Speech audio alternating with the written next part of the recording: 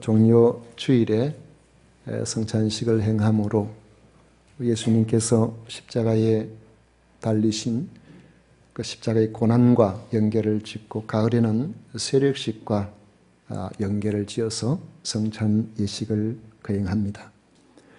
성찬식을 통해서 주께서 우리를 위해 행하신 구원 사역을 기념하고 우리가 주께 속해 있음과 주님을 머리로 한 하나의 천국 공동체에 이르님을 확인하게 합니다.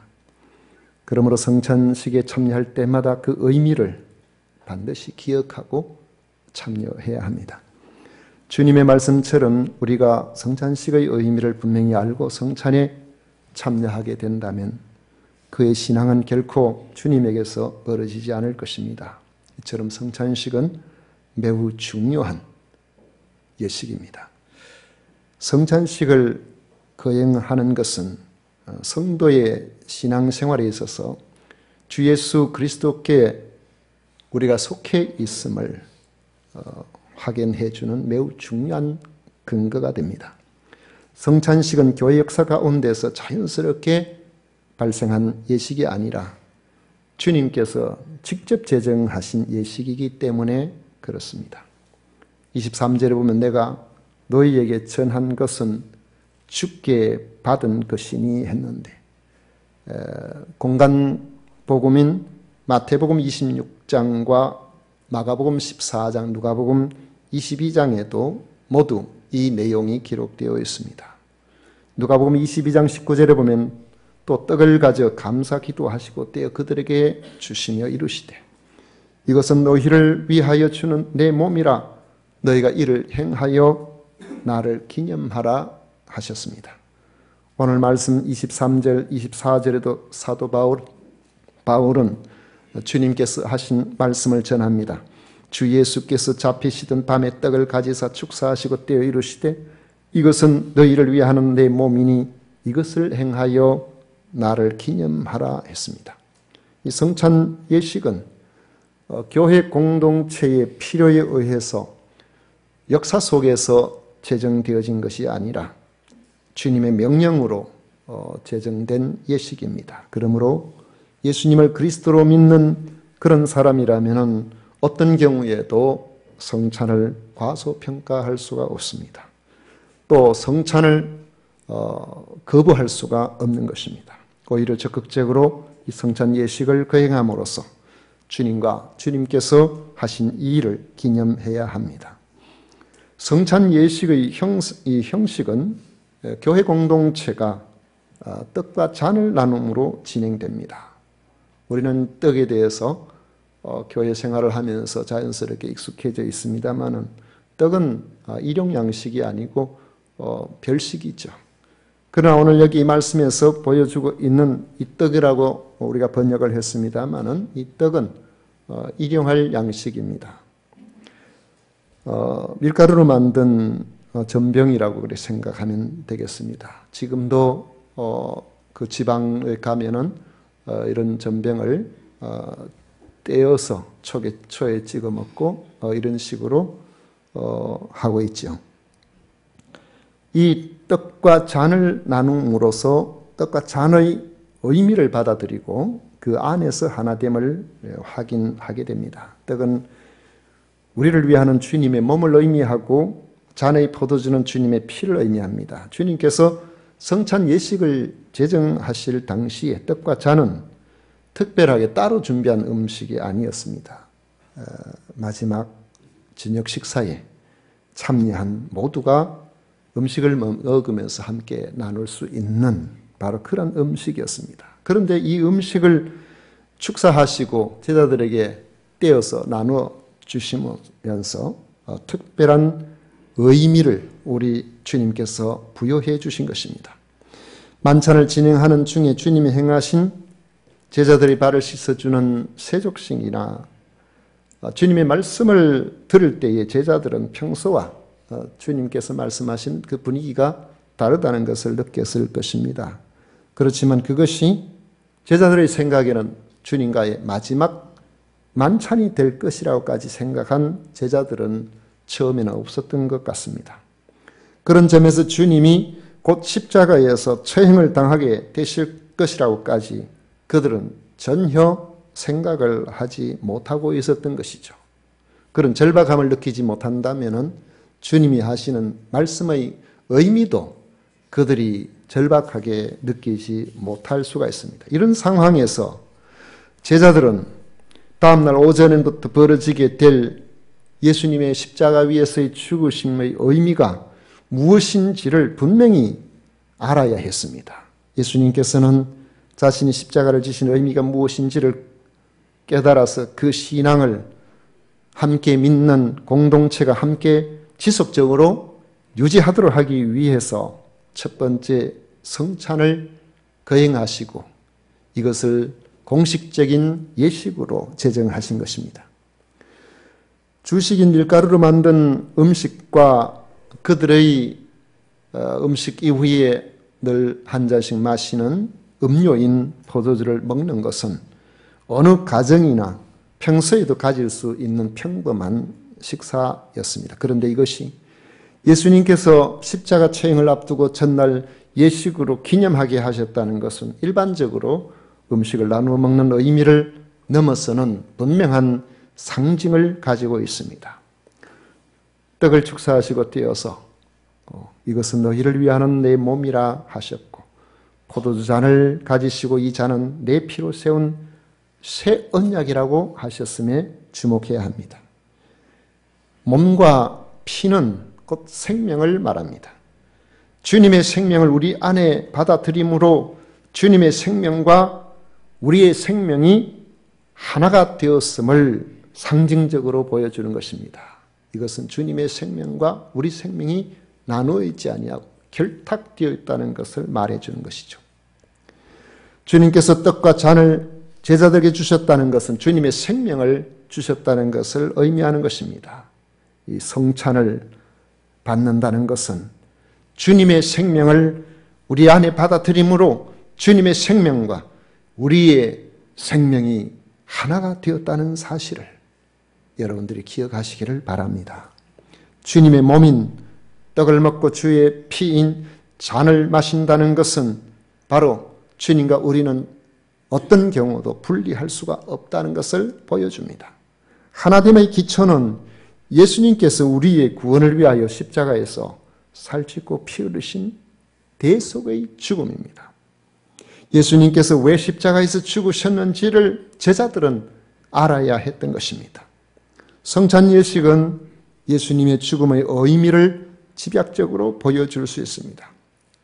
그래서 예식을 제정하시고 주님께서 죽으신 의미를 주님 재림 때까지 전할 수 있도록 하라고 명령하신 겁니다. 26절에 보면 너희가 이 떡을 먹으며 이 잔을 마실 때마다 주의 죽으심을 오실 때까지 전하는 것이니라 했습니다. 그러므로 성찬은 나를 구원하기 위해서 대신 죽으신 주님의 십자가의 죽으심을 기억하고 이것을 지속적으로 전수하도록 하기 위한 예식이라는 것이죠. 주님과 하나 된 이들의 연합을 알게 하기 위해서 또 하나님께서 특별하게 이 성찬 예식의 의미를 부여하십니다. 이 성찬 예식의 중요한 의미 하나는 단순히 개인적인 신앙 고백의 차원을 넘어섭니다. 26절 끝에 보면 전한다라고 했는데 이것은 선포한다 그런 뜻입니다. 공적인 자리에서 모인 모든 사람들에게 주님께서 십자가를 지신 의미를 인정하고 선포하는 행위가 되어야 하는 것입니다. 떡과 잔에 참여하면서 나는 여러분들과 마찬가지로 함께 예수님을 나의 구주로 믿습니다 하는 것을 고백하는 것입니다. 우리의 신앙 고백은 개인적으로도 할 수 있습니다. 골방에서도 할 수가 있습니다. 그러나 성찬 예식을 통해서 오늘 주님께서 우리에게 예식을 거행하신 것은 우리 모두가 함께 더불어 모든 믿는 이들 앞에서 내가 그리스도인이고 나와 똑같이 주님의 살과 피에 참여한 이들이 주 안에서 이곳에서의 하나됨과 영원한 나라에서 하나됨을 함께 알 수 있도록 그렇게 해 주신 것입니다. 성찬에 참여하면서 주님이 자신을 위해 지신 십자가의 의미를 기억하고 공적으로 공포해서 다른 사람들도 이 십자가의 의미를 알 수 있도록 하는 데까지 나아가도록 하는 것입니다. 요즘도 예수님을 믿고 믿음 안에 사는 그러한 이들이 신앙적인 그런 부분에서 나름대로의 자기 신앙을 공적으로 표현하는 그런 경우를 연예인들이 연말 뭐 대상을 받았다든지 할 때에 하나님께 먼저 감사를 드린다든지 그렇게 하는 경우를 볼 수 있는데 대단히 용기 있는 행동이죠. 또 축구 선수들이 골을 넣고 난 다음엔 그곳에 무릎을 꿇고 기도하는 그 모습이 사람들은 그것을 멸시하거나 혹은 비난하기도 하지만 그 속에 주님에 대한 이 믿음을 고백하는 하나의 외적인 자기 고백적 행위라고 이렇게 볼 수가 있습니다. 외국 축구 선수들 가운데서 보면 특히 남미 쪽이나 혹은 저 유럽 쪽에 보면 골을 넣고 난 다음에 성호를 끊는 것을 보게 됩니다. 삼위일체 하나님 앞에. 물론 그들이 가톨릭 교인들이라서 정교는 반대로 이렇게 한다고 합니다만은 저는 생각할 때 이 상징성이 있기 때문에 이 부분도 그가 믿는 하나님에 대해서 하나의 어떤 삼위일체 하나님을 믿습니다 하는 그런 면에서 그렇게 크게 나쁘게 생각은 들지는 않습니다. 식사할 때도 그런 식으로 그렇게 하더라고요. 우리가 어릴 때 예수님을 믿는 사람들이 많지를 않으니까 반에서 한 60명쯤 이렇게 되면 그 중에 한두 명 예수님을 믿고 이렇게 하니까 예수님을 믿는다는 것이 주변의 사람들에게 있어서는 참 신기하기도 하고 친구들이 놀리기도 하고 좀 이상한 그런 시각으로 보기도 하죠. 그런데 이런 경우에 빼놓을 수 없는 것이 점심때 도시락을 들고 식사하고 기도하는 거죠. 그렇게 도시락을 앞에 놓고 손을 모으고 기도하고 있으면은 주변의 사람들이 저 교회 다니는구나. 대부분 다 알게 돼요. 그래 알게 되고 그렇게 하다 보면은 어떨 때는 도시락 뚜껑 열어놓고 기도하면은 그 사이에 반찬이 다 없어지고 그래 해도 어떻게 합니까? 늘 그 자리에서 기도하는 거. 어느 순간에 그것이 내가 예수를 그리스도로 믿습니다 하는 외적인 하나의 공포거든요. 평소에는 예사로 생각지 않았는데 나중에 학교를 졸업할 무렵이 되어서 잠깐 자취를 하고 있는데 어떤 친구가 하나 찾아와서 하는 이야기가 나도 교회 다닌다 그러더라고요. 그 친구가 한 번도 식사 기도하는 걸 본 적이 없었는데 교회라는 전혀 몰랐는데 그렇게 이야기를 해요. 분명히 그와의 사이에서 어떤 면에서 같이 기도하는 그 모습을 저는 보지를 못했지만 그는 보고 신앙생활에 있어서 뭔가 같이 나갈 수 있는 그런 사람이구나. 그걸 그런 외적인 표현을 통해서 알았던 것 같습니다.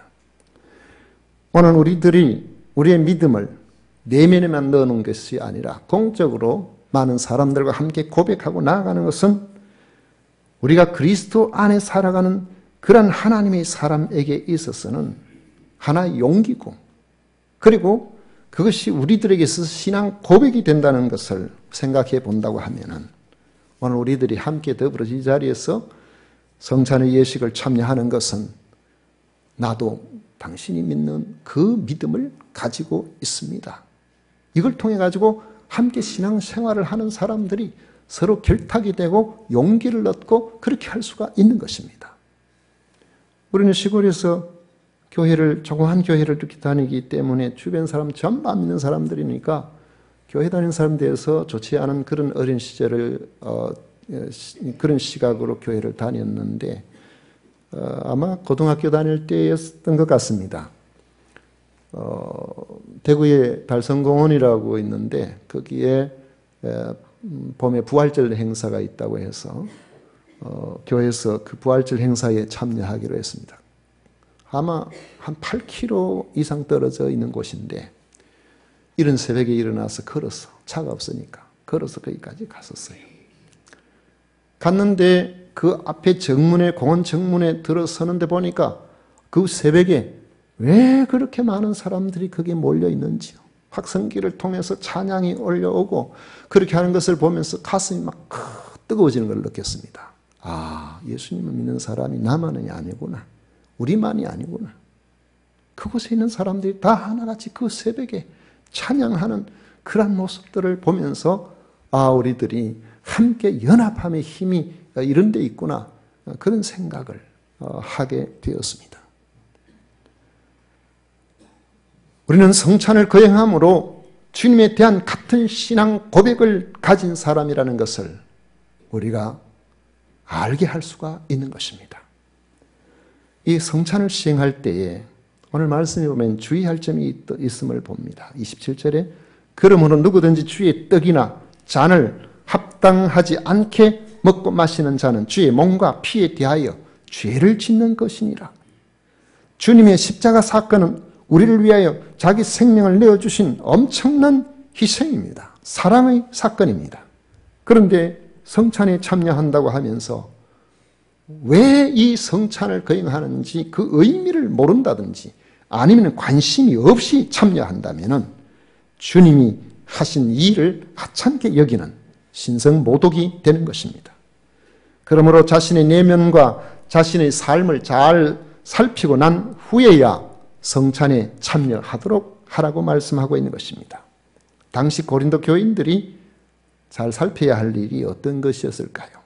성도들은 성찬과 만찬을 위해서 각기 음식을 준비해 왔는데 와서는 친한 사람들끼리 둘러 앉아서 먹었습니다. 음식을 준비해 와서 같이 먹는 것 자체야 별 문제가 없어 보이지만은 그러나 교회 안에는 부유한이들도 있고 음식을 사올 수 없는 환경에 놓인 가난한 사람들도 있었다는 점입니다. 그러다 보니까 교회 안에서 넉넉한 사람들끼리 어울리는 끼리 문화가 거기에 참여할 수 없는 여러 사람들에게 소외감을 주고 사람들 간의 위화감을 조성하는 이런 일들이 벌어지게 된 것입니다. 교회의 하나됨을 깨쳐버리는 이런 상황이 발생하게 된 것이죠. 그러면은 어떤 사람은 그렇게 생각하지 않겠습니까? 이 교회는 부자들만 와야 되는 교회인가? 이 교회는 뭐 이런 교회인가? 그렇게 생각할 수가 있는 것이죠. 그렇다면 우리들이 하나됨을 귀하게 여기시는 주님 앞에서 우리의 삶에, 우리의 행동에 같은 음식을 가지고 온다고 하더라도 그 음식을 함께 나눌 수 있는 자리에 초대해야 될 사람들이 어떤 사람일까? 그걸 우리가 고민할 수밖에 없게 되어 있는 것입니다. 우리가 교회 안에 어떤 차라든지 이런 것들을 가져온다고 해도 마찬가지예요.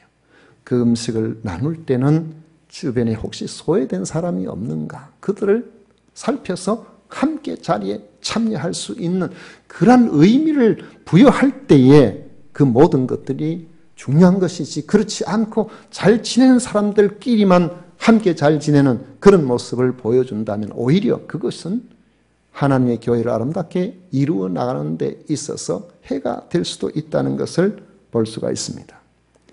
바울사도는 교회의 하나됨을 깨치는 이러한 일을 하나님의 교회를 업신여기고 빈궁한 자들을 부끄럽게 하는 것이라고 지적하고 있습니다. 우리가 성찬에 참여할 때마다 반드시 기억해야 할 것이 바로 이것입니다. 주님은 나를 위해서 죽으셨다는 것과 우리를 위해서 십자가에 달려 돌아가셨다는 사실입니다. 우리가 성찬에 함께 참여한다는 것은 주님 안에서 우리가 모두 하나라는 점을 의미하는 것입니다. 주님은 하나됨의 계명을 주셨습니다. 그것을 새 계명이라고 말씀하십니다. 요한복음 13장 34절에 새 계명을 너희에게 주노니 서로 사랑하라. 내가 너희를 사랑한 것 같이 너희도 서로 사랑하라. 요한복음 15장 12절의 말씀을 보면 내 계명은 곧 내가 너희를 사랑한 것 같이 너희도 사랑하라 하는 이것이니라. 이것은 25절의 말씀처럼 주님의 피로 세우신 새 언약이라는 것을 말씀하고 있는 것입니다. 그러므로 성찬에 참여할 때마다 자신의 생명을 바쳐주신 주님과 그 주님의 희생적인 사랑을 기억해야 합니다. 그리고 주님이 나를 사랑하셨던 것처럼 함께 사랑하고 함께 더불어 나가는 공동체를 만들어 나가는 우리 모두가 되어야 하는 것입니다. 이런 은혜가 우리 세금산 교회의 모든 공동체에 함께 하시기를 축원합니다.